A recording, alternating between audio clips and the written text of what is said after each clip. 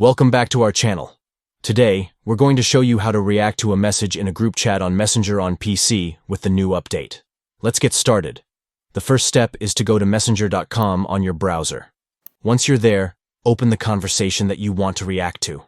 It could be a group chat or a one-on-one conversation.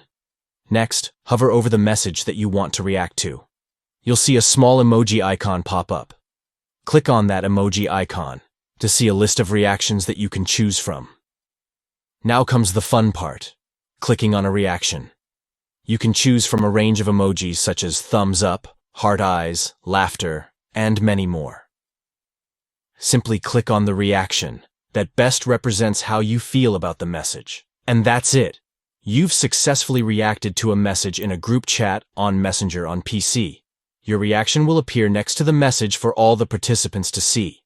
So next time you want to express yourself in a group chat, remember these simple steps.